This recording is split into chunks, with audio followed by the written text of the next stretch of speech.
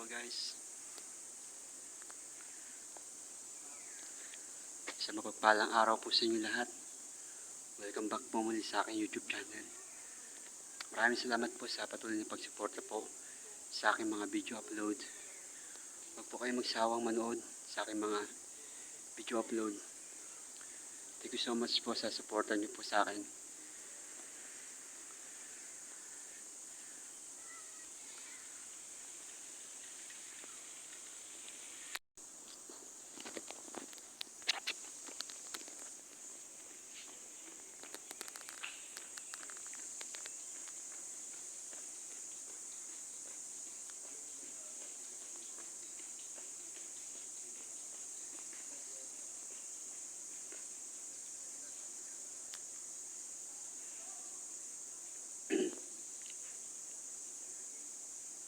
Thank you po guys sa mga suporta niyo po.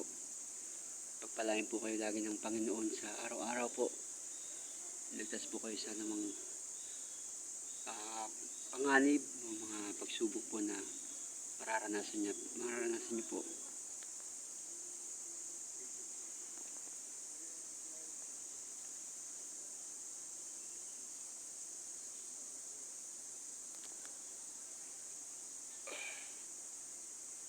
Hindi po maaga po ako nagising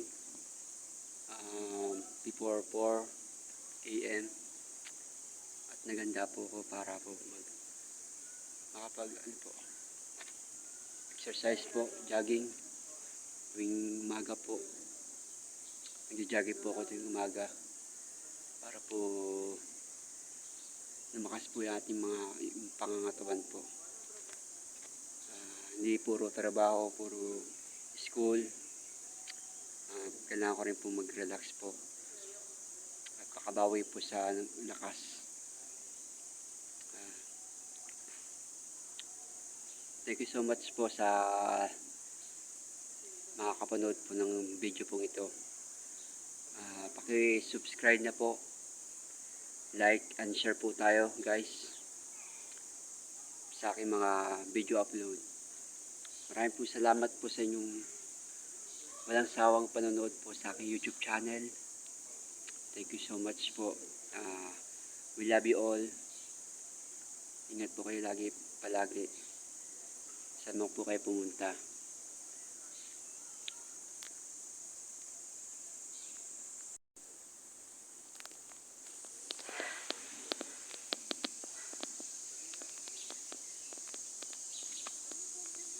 Palarging niyo po sa support niyo po sa akin.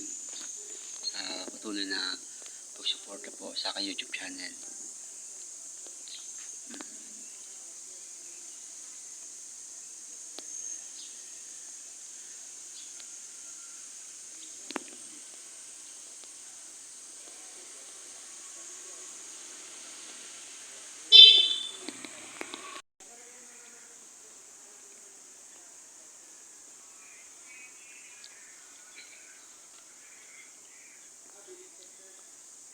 Guys, sa walang sawa pong pagsuporta po sa aking YouTube channel po.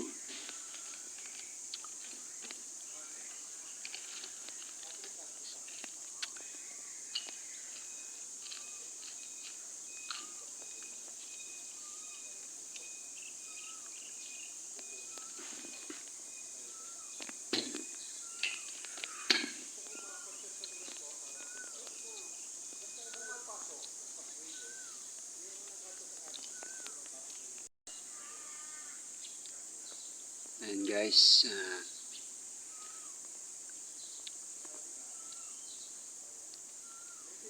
kung ano po nararanasan natin mga pagsubok sa buhay, huwag po tayo mawawala ng pag-asa. Nandyan po ang Diyos sa ating buhay. Handa pong makinig sa ating mga panalangin po na tinatanggap po natin na may pagpapasalamat po sa Kanya. Ano mang hiningin po natin sa Kanya,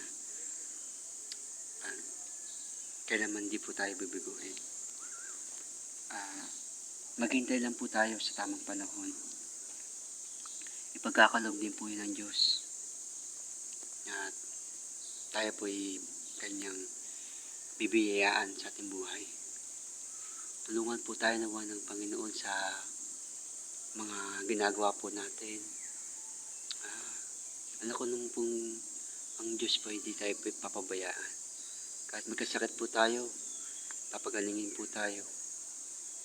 Di ba po? Ganun po kabuti ang Diyos. Kaya talagang magtiwala lang po tayo sa Kanya, kalooban. Ano pong ninanais po sa atin. Maraming salamat na may Diyos po tayo sa ating buhay. Thank you, Lord. Dahil po sa Kanya, nagagawa po natin yung mga bagay na nakalulugod sa Kanya. Gumagawa tayo mga kabutihan sa kapwa. Gumagawa tayo ng mabuting gawain. Diba po?